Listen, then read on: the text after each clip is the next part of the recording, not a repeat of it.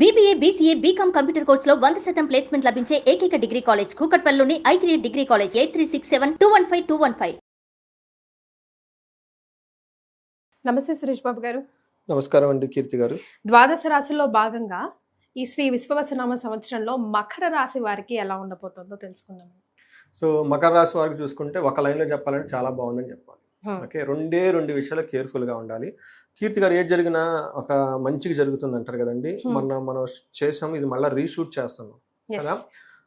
Very ఇంట్రెస్టింగ్గా నిన్న అంటే అప్పుడు షూట్ అయిన దానికి ఈ మధ్యలో గ్యాప్ ఉంది కదండి. నిన్న వేరే ఒక ఇన్సిడెంట్స్ జరిగి ఈ మకర రాసుకుని 2 డీప్ స్టడీ చేయాల్సి వచ్చిందండి. నేను వేరే వాళ్ళు స్పెషల్గా నాకు ఒక టాస్క్ లాగా వచ్చేసి నేను మకర రాశి గురించి ఈ 2025 శ్రీ విశ్వవసునామ ఎలా ఉందని చెప్పేసి అందులోని గురు గ్రహాన్ని గురించి చాలా ఎక్స్క్లూజివ్గా డీప్గా రీసెర్చ్ చేశానండి.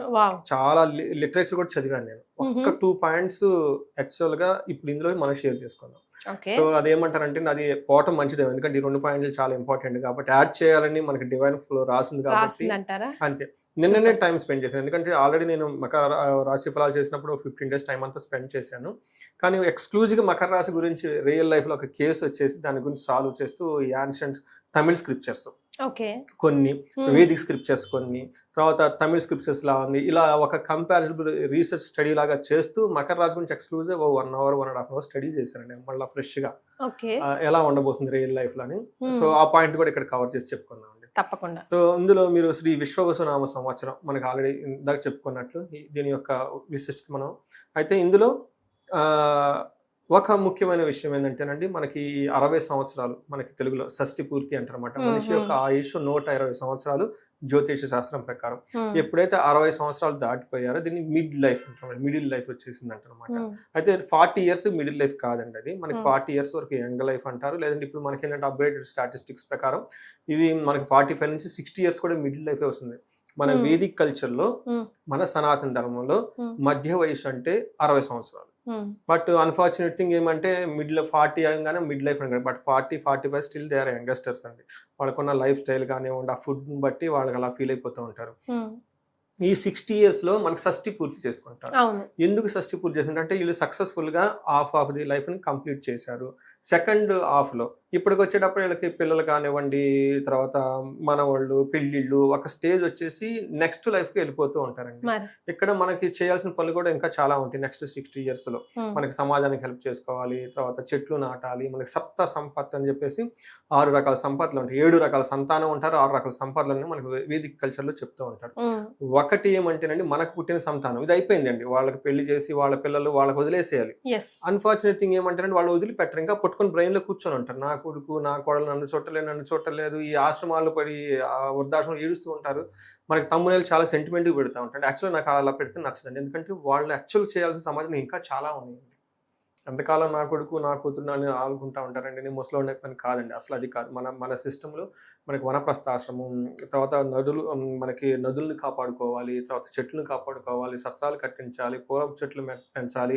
మనకంటే అడుగు ఉన్న వాళ్ళు చాలామంది ఉన్నారు, చాలామందికి ఎడ్యుకేషన్ ఉండదు, చదువు చెప్పించవచ్చు. ఎంతోమంది ఎమోషనల్ ట్రామా గురయ్యి లైఫ్ ముందుకు వెళ్ళాలో ఐడియా లేదు, వాళ్ళకి గైడెన్స్ ఇవ్వచ్చు, వల్ల చాలా పనులు ఉంటాయండి. చెట్లు నాటవచ్చు, ఇవన్నీ పనులు చేయడానికి నెక్స్ట్ 60 years ఉందండి మనకి. అక్కడ కూర్చొని వాళ్ళని ఎంతసేపు నా కొడుకు చూడలేదు, కూతురు చూడలేదు, ఇది ఈ స్టోరీలు ఇది అయిపోయిందండి. అసలు అది కాదండి, ఆ సిస్టమ్, ఆ కల్చర్ కాదు మనది. నెక్స్ట్ బ్లిస్ఫుల్ స్టార్ట్ అవుతుంది అనమాట. అయితే వీళ్ళకి మనకి ఎందుకు షష్ఠి పూర్తి అని చెప్తారంటే, ఒక సైకిల్ వీళ్ళు పుట్టిన దగ్గర నుంచి 2వ సైకిల్ వచ్చేప్పుడు 60 సంవత్సరాలు కంప్లీట్ అయ్యేప్పటికి 2వ సైకిల్లో మళ్ళీ సేమ్ సైకిల్ 60 సంవత్సరాలు రిపీట్ అవుతుంది. మనకి తెలుగులో ఉన్న ఈ సనాతన సిస్టంలో ఏంటంటే 60 సంవత్సరాలు ఒక సైకిల్. ఈ 60 సంవత్సరాలకి ఒక్కొక్క సంవత్సరానికి ఒక్కొక్క పేరు ఉంటుంది. ఇది ఎలా వచ్చింది అంటే వీళ్ళంతా నారద మహర్షి యొక్క సంతానం. సో నారద మహర్షికి అతను నారాయణ అనుకుని చెప్పేసి సమస్త లోకాలు 14 లోకాలు ఫ్రీగా తిరుగుతూ ఉంటారు అనమాట. ఒకనొక టైంలో వాళ్ళకొకటి పెళ్లి సంసారాన్ని అనుభవించేసి అతనికి 60 మంది సంతానం పుడతారు. ఈ 60 మంది సంతానాన్ని ఒక రాజు మీదకి యుద్ధానికి వెళ్తారు. ఆ రాజు చాలా పవర్ఫుల్, అందరిని చంపేస్తాడు అనమాట. అప్పుడు నారద మహర్షికి పుత్ర సంతానం పుడుతుంది, పుత్ర సంతాపం. తర్వాత నా కొడుకులు చనిపోయారు, నా కొడుకులు ఏంటి, నేను ఎప్పుడు నారాయణ అనుకుంటాను, నేనేం తప్పు చేశానని చెప్పేసి విపరీతంగా విలపించేస్తాడు.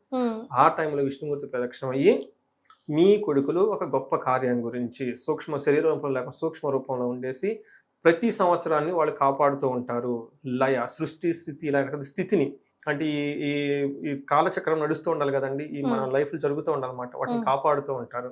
ఒక్కొక్క సంవత్సరం ఒక్కొక్క కొడుకు రిప్రజెంటేషన్ చేస్తూ ఉంటారు, వాళ్ళ యొక్క ఎనర్జీ అక్కడ ఉండి కాపాడుతూ ఉంటారని మనకి విష్ణుమూర్తి వాళ్ళకి వరం ఇచ్చేసి వెళ్ళిపోతారండి. అందుకని ప్రతి సంవత్సరం ఆ సంవత్సరానికి ఒక పేరు ఉంటుంది, ఆ సంవత్సరం యొక్క పేరుకి సంబంధించిన ఆ పేరు నారద మహర్షి యొక్క సంతానాన్ని పేరు, అతను యొక్క అంశ ఇక్కడ ఉండి మనల్ని కాపాడుతూ ఉంటుంది ఈ సృష్టిని అంతా అని చెప్తారు. సో అందులో భాగంగా ఇది శ్రీ విశ్వవసునామ సంవత్సరం. వీళ్ళు ఏం చేస్తారు, ప్రపంచం అంతా మనది, ప్రపంచం అంతా ప్రకృతి నుండి ఉంది, బ్యూటిఫుల్గా ఉంది, చిన్న చిన్న విషయాలుగా అరుచుకోవద్దు, గొడవ పడొద్దు, ముందుకెళ్ళండి, వృద్ధి సాధించండి అన్నట్లు మెసేజ్ ఈ సంవత్సరం మనకి ఇస్తారు. వావ్, వెరీ నైస్ అండి.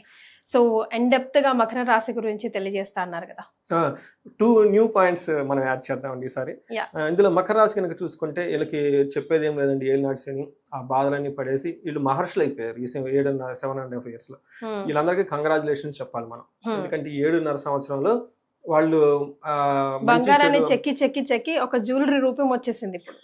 అద్భుతంగా చెప్పారు. మొన్న ఒక క్లయింట్ అనంతపురం నుంచి చేశారండి. కొంతమంది కొంచెం మనకి ఊళ్ళో రూరల్ లాంగ్వేజ్ మాట్లాడుతూ ఉంటారు.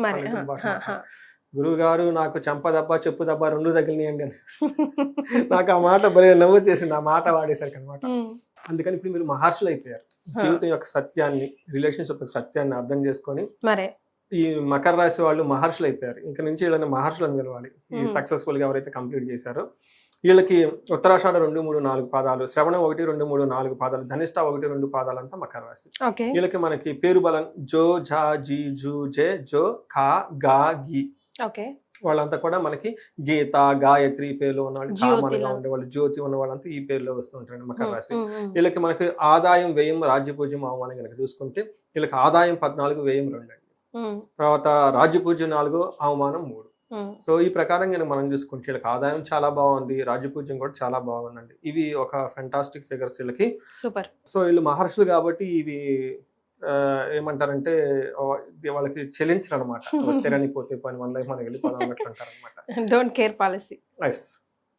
వీళ్ళకి స్థితి కనుక చూసుకుంటే శని వీళ్ళకి మీనరాశిలో అండి, గురువు మిథున రాశిలో, రాహు కుంభరాశిలో, కేతు సింహరాశిలో ఉన్నారు. ఈ యొక్క ప్లానెట్ యొక్క స్థితిని బట్టి మనం కనుక చూసుకుంటే మన మహర్షులు లఘు జాతకం, సూక్ష్మ జాతకం అనే ఒక కాన్సెప్ట్లో హోల్ ఇయర్లు ఎలా ఉండబోతుంది ఒక సింపుల్ 4-5 మాటలు చెప్పేశారు. వీళ్ళకి శని 3వ స్థానంలో ఉండటం తోటి ఒక బ్యూటిఫుల్ లైన్ ఉంటుందండి. 6వ ఇంట్లో గురువు, 2వ ఇంట్లో రాహు, కేతు ఉండటం వల్ల వీళ్ళకి ఏం చెప్తారు అంటే స్థాన అర్ధ భృత్యాధికం. ఈ ఒక్క లైన్ అర్థం చేసుకుంటే అంత అర్థం. స్థానం అంటే ఇంతకుముందు వాళ్ళు కోల్పోయిన ఏదైనా కనుక ప్లేసు, పొజిషను, తర్వాత సమాజంలో గౌరవం, మర్యాదలు, వీళ్ళు మొదట్లో బాగా భయపడిపోయి ఉంటారు, నన్ను అందరూ అవమానించేశారు, నా పొరుగు పోయింది, అవన్నీ మళ్ళీ తిరిగి వచ్చేస్తాయి. సో మహర్షులు కాబట్టి వీళ్ళకి ఆయన్ని డోంట్ కేర్, వెళ్ళిపోతూ ఉంటారు అనమాట. స్థానం, అర్థం అంటే మనీ, ధనం ఇంతకుముందు ఇప్పుడు దాకా కోల్పోయి ఉంటే ఆ ధనం మళ్ళీ తిరిగి ఇచ్చేస్తాడు శని. భృత్యం అంటే స్టేటస్, ఎంప్లాయ్మెంట్, ఏదైనా కనుక జాబ్ కానీ కోల్పోయి ఉంటే మళ్ళీ జాబ్ వచ్చే అవకాశం ఎక్కువగా ఉంటుంది. అంటే వాళ్ళకి సమాజంలో ఒక స్టేటస్, ఒక పొజిషన్, ఎంప్లాయ్మెంట్. భృత్యాధికం అంటే సర్వెంట్స్, వీళ్ళకి బాగా సపోర్టింగ్ చేసే వాళ్ళ సిస్టమ్, స్టాఫ్ ఎవరైనా ఉంటే కానీ ఇప్పటిదాకా వచ్చేసి వాళ్ళకి మళ్ళీ సపోర్ట్ చేసే అవకాశం. శని ఈ 2.5 సంవత్సరాలకి చాలా యోగ్యతను ఇస్తున్నాడు, ఒక బెస్ట్ టైం అనమాట. ఇది మనం చెప్పేది కాదండి, ఓడలో కూడా చాలా మంది కామన్గా అనుకుంటూ ఉంటారు, ఈ సరిగ్గా పని చేయబోతుంటే వీళ్ళు నెత్తి మీద శని ఉంది, వదిలేసేయండి అంటారు. మళ్ళీ మనం ఏదైనా బాధపడుతుంటే ఈ బాధపడకు, ఏలినాటి శని అయిపోయిన తర్వాత శని మళ్ళీ అన్ని ఇచ్చేస్తాడు. ఇది అందరికి తెలిసిందేనండి, ఇది పెద్ద వెళ్తూ మంచి చేసి వెళ్తాడు, ఇది అందరికి అంటారు అనమాట. ఇది మనకి తెలిసిందే ఇది అనమాట. మనకి ఎవరు అడిగినా కానీ మనకి ఓడల్లో చక్కగా అరుగుల మీద కూర్చున్న వాళ్ళకి ఏలినాటి శని ఉందా, ఏం బాధపడకు, మళ్ళీ తిరిగి ఇచ్చేస్తాడు, పెద్దవాళ్ళు చక్కగా చెప్పేదేనండి ఇది కూడా. తర్వాత 6వ ఇంట్లో, తర్వాత 2వ ఇంట్లో రాహు, 8వ ఇంట్లో కేతు ఉందండి. రాహు కేతుల గురించి చాలా మిక్స్డ్గా ఉన్నాయండి. కొంతమంది కొన్ని గ్రంథాల్లో చాలా విపరీతంగా ధనం వస్తుందని, కొంతమందికి ధనానికి బాధపడతారని చెప్పారు. బట్ ఏదున్నా కానీ వీళ్ళకి రాహు కేతువులు వచ్చేటప్పటికి నా అనాలిసిస్ ప్రకారం న్యూట్రల్, తటస్థంగా ఉంటారు. మనీ విషయంలో మాత్రం కొంచెం కేర్ఫుల్గా ఉండాలి. అయితే ఇక్కడ నేను రీసెర్చ్ చేసింది ఏంటంటే గురు 6వ స్థానంలో ఉన్నారండి, వీళ్ళకి శత్రు బాధ ఎక్కువ ఉంటుంది అని మనకి క్లాసికల్ టెక్స్ట్లో చెప్పున్నారు అనమాట.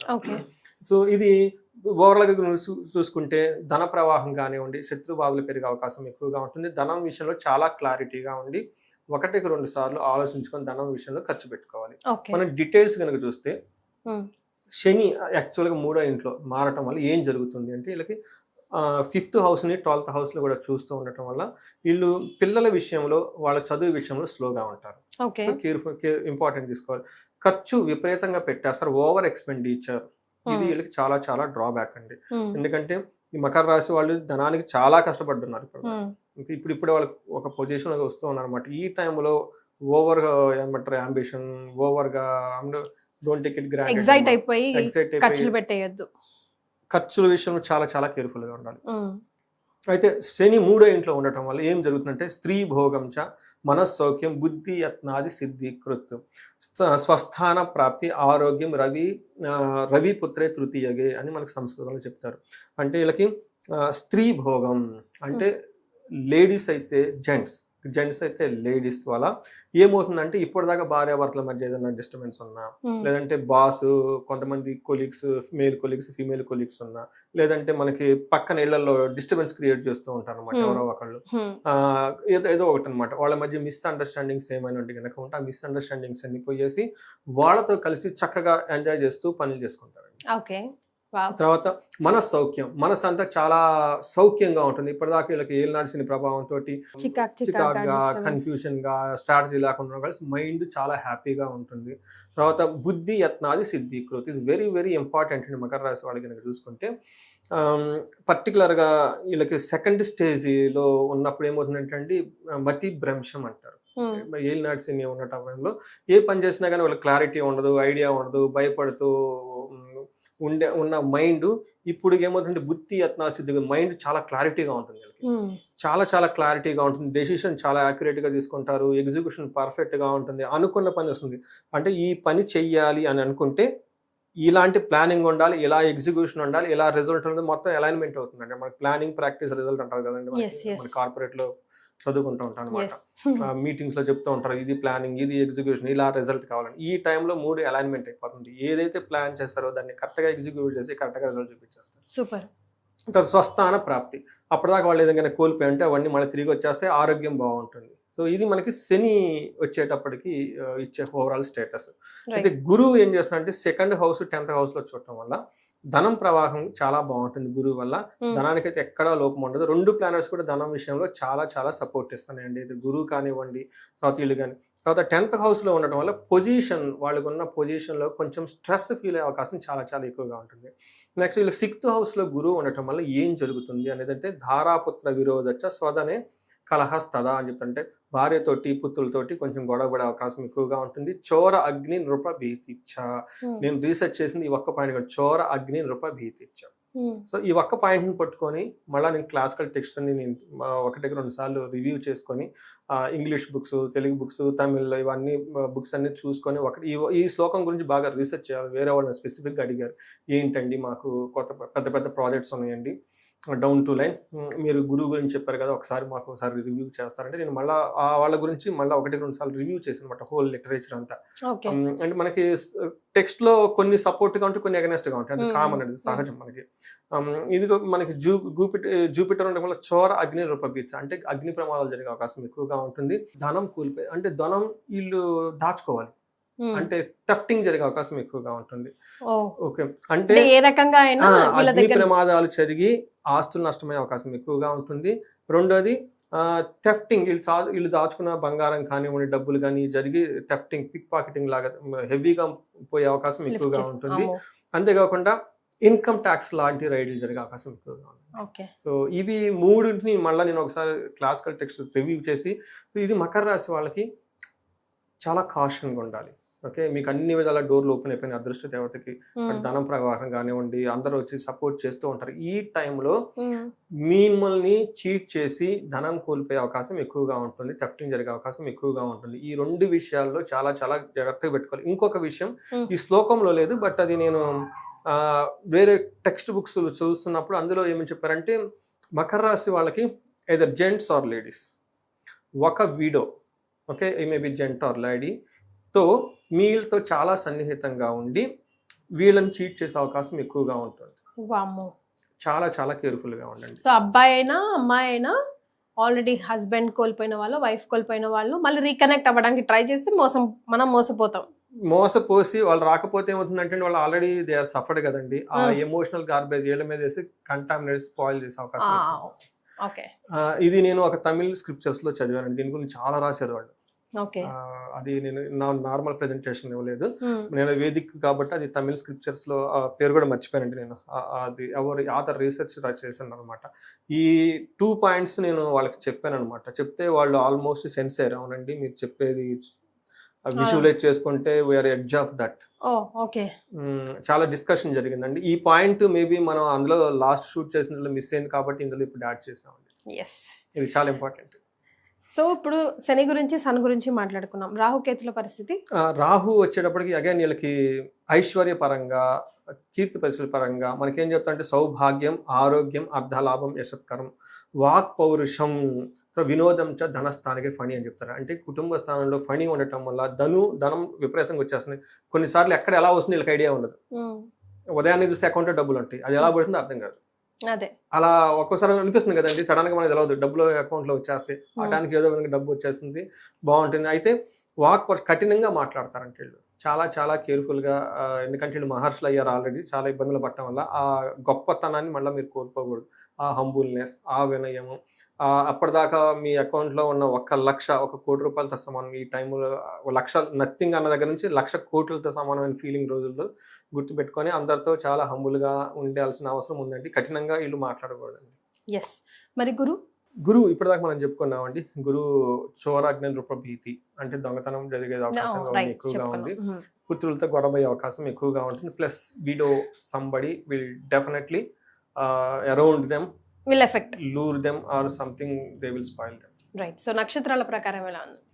నక్షత్రం ఉత్తరాషాఢ, శ్రవణ, ధనిష్ట 3 నక్షత్రాలు ఇందులో ఉన్నాయండి. నక్షత్రం ప్రకారం ఉత్తరాషాఢ నక్షత్రం చూసుకుంటే హెల్త్ విషయంలో కొంచెం చాలా కేర్ఫుల్గా ఉండాలి. సర్వజన పూజ్యము, అందరి నుంచి వీళ్ళని చక్కగా పూజించబడే అవకాశం ఎక్కువగా ఉంటుంది.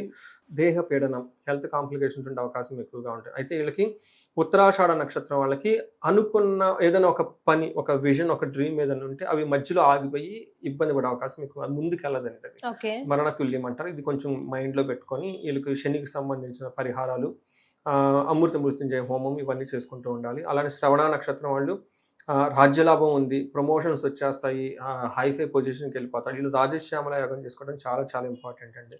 ఎందుకంటే వెరీ నానుడు ఉందండి. ఏమంటే రాజశ్యామలు అంటే ఓన్లీ పొలిటీషియన్ చేసుకుంటారు, కేసీఆర్ గారు చేసుకున్నారు, చంద్రబాబు నాయుడు గారు చేసుకున్నారు, ఈ ఇళ్ళ దగ్గర చెప్తారు కదండి. అస్సలు ఇది కాదండి. నాకు మన గుంటూరు నుంచి ఒక కాల్ వచ్చిందండి, చాలా హ్యాపీ ఫీల్ అయ్యానండి. వాళ్ళు లేడీ, ఈ వాళ్ళ దగ్గర మ్యూజిక్ తర్వాత ఇది టీం అంతా ఉన్నారంట. అప్పుడప్పుడు ఫిలిమ్స్ కి తర్వాత వీటందరికీ చేస్తుంటారంట. నా దగ్గర దాదాపు ఒక 30-40 మంది ఆర్టిస్టులు ఉన్నారండి. వాళ్ళకి ఎప్పుడు నిరంతరం నా ద్వారా ఇట్లా ఒక ఎంప్లాయ్మెంట్ లాగా ఉంటుందండి. నెక్స్ట్ లెవెల్కి వెళ్ళాలండి. మీ వీడియో చూసానండి రాజశ్యామల, నేను చేయొచ్చా? అసలు రాజశ్యామల అంటేనే అమ్మవారి చేతిలో వేణు ఉంటుంది. ఓకే, అందుకని కళాకారులు ఉన్న తర్వాత ఎవరైనా 10 మంది వీళ్ళ కింద ఉన్నారు, వాళ్ళందరూ వెళ్ళ విషయం చేసుకునే వాళ్ళు మనకి కార్పొరేట్లో వాళ్ళండి. మనకి ఒకసారి వీళ్ళకి VP, vice president, middle level management, పై లెవెల్ మేనేజ్మెంట్ మొత్తం అందరూ ఖచ్చితంగా చేసుకోవాల్సిందండి. అంతేకాకుండా మనకి పొలిటీషియన్స్ కానివ్వండి, గవర్నమెంట్ అఫీషియల్స్ కానివ్వండి, collectors, IAS, politician, police department, పీపుల్తో డీల్ చేసే ప్రతి ఒక్కళ్ళకి ఒక స్పెషలైజ్డ్ ఎనర్జీ ఉండాలంటే వాళ్ళకి రెస్పాన్సిబిలిటీ ఫిల్ఫిల్ చేయాలి కదా. కరెక్ట్. ఆ ఫిల్ఫిల్ చేయాలంటే ఆ యొక్క శక్తి అంటే వీళ్ళ మాట వేరే వాళ్ళు విని దాన్ని పాజిటివ్గా రెస్పాండ్ అయ్యి ఆ మిషన్ కంప్లీట్ చేయడానికి ఒక ఎనర్జీ కావాలంటే రాజశ్యామల చేసుకోవాల్సిందేనండి. అందుకని చెప్పేసి వీళ్ళకి రాజ్యలాభం చాలా విపరీతంగా చూపిస్తుంది. వీళ్ళకి ఈ మనకి నేనేం చెప్తానంటే అండి, ఎవరి ఇన్కమ్ అయితే 50 lakhs అంటే అబోవ్ ఉందో వాళ్ళు యజ్ఞాలు, హోమాలు ఇవన్నీ ఖచ్చితంగా చేసి తీరాలండి. ఎందుకంటే వాళ్ళకి అంత మనీ వాళ్ళకి ఎలా వస్తుందండి? ఎందుకంటే వాళ్ళకంటే చదివిన వాళ్ళు చాలా మంది ఉన్నారు, చదువులేని చాలా. బట్ వీళ్ళకే ఎందుకు వస్తుంది? వీళ్ళకే 10 మంది జనాలు వీళ్ళ చుట్టూ ఎందుకున్నారంటే they born with special skills అండి. ఒక ఎనర్జీ ఆల్రెడీ ఉంటుంది వాళ్ళకి. ఏమవుతుందంటేనండి, వాళ్ళ ఇన్కమ్ ఎప్పుడైతే ఒక 50 lakh, 30 lakh, 40 lakh వెళ్ళిపోతూ ఉందో వాళ్ళకి యజ్ఞాలు, హోమాలు కంపల్సరీ చేసి తీరాలండి. అప్పుడు వాళ్ళు ఇంకా ఎక్కువ సంపాదిస్తుంది. ఇప్పుడు సంపాదించడం కాదండి, ఆ డబ్బు వాళ్ళు నిలబెట్టుకోవాలి. ఆ కీర్తి ప్రతిష్టలు నిలబెట్టుకోవాలి. నెక్స్ట్ పీపుల్ కి ఒక 1000 మందికి వీళ్ళు రోల్ మోడల్ గా ఉండాలి. అది ఇంపార్టెంట్ అండి. ఈ ఎనర్జీ రావడానికి వాళ్ళకి, అందుకనే కదండి శ్రీకృష్ణుడు ధర్మరాజు చేత రాజశ్యామలాగం చూపించాడు. రాజశ్యామలాగం ఎందుకు చూపించారంటే అందరూ మీరు పాండవులు మొత్తం కింద వెళ్ళిపోతారండి, ఒక్క ధర్మరాజు మాత్రమే స్వర్గానికి వెళ్ళిపోతాడు. ఇంగ్లీష్ శ్రీకృష్ణుడు కూడా వెళ్ళదండి. మీరు శ్రీకృష్ణుడు కూడా బాణంతో చనిపోతారండి, కానీ ఒక ధర్మరాజు మాత్రం వెళ్తాడు. అందుకని చెప్పేసి ఎవరైతే గనక ఈ వీడియో చూస్తున్నారో వాళ్ళ income with god grace 50 lakhs and above ఉంటే you are mean to do the every 6 months ఒక హోమము యజ్ఞం ఏదో చేసుకుంటూ వెళ్ళిపోండి. ఎందుకంటే అంత ఇన్కమ్ వాళ్ళకి వస్తున్నప్పుడు ఇవి ఎంత అవుతాయండి, 50 lakhs కూడా కాదు కదా. బట్ మీరు ఒక రోల్ మోడల్ గా ఒక హిస్టరీలో నిలబడి ఉంటారు. సంపాదించుకొని వదలకుండా దాన్ని నిలబెట్టుకోవాలి అని అంటే అంతే కదండి. రైట్. సో వీళ్ళందరికీ ఏమైనా రెమెడీస్ సూచిస్తారండి? ఒకటి, వీళ్ళకి మకర రాశి వాళ్ళకి అంతా బాగుంది కాబట్టి గురు గ్రహానికి సంబంధించి ఆశ్రమాలకు వెళ్ళటం చాలా చాలా ఇంపార్టెంట్. గురు గ్రహం ఇంపార్టెంట్. తర్వాత మనకి కోటప్పకొండ అని చెప్పేసి గుంటూరు దగ్గర ఉందండి, అక్కడ దక్షిణామూర్తి అవతారం. ఆ గుడిని కంపల్సరీ అందరూ విజిట్ చేయండి. తర్వాత గుడికి సంబంధించి ఎల్లో కలర్స్ బట్టలు వాడటం, వేదికకి సంబంధించిన బుక్స్ చదవటం, ఆధ్యాత్మికంగా ఉండటం, భగవద్గీత ఇట్లాంటి శ్లోకాలు చదువుకుంటూ బయటకు వెళ్ళటం, ఇవన్నీ చేస్తూ ఉంటే పాజిటివ్ ఎనర్జీ ఎక్కువ వస్తుందండి. హెల్త్ విషయంలో కొంచెం కేర్ఫుల్గా ఉండాలి. అమ్మవారిని ఓకే, మనకి విజయవాడ కనకదుర్గమ్మ మనకి రెగ్యులర్గా దర్శనం చేసుకుంటున్నా, కానీ పర్టికులర్ రాహు కేతులు పెట్టే యొక్క మనకి ఇంపాక్ట్ నుంచి తగ్గిపోతుందని చాలా బాగుంటుందండి. చాలా సంతోషం సురేష్ బాబు గారు, ధన్యవాదాలు. నమస్కారం.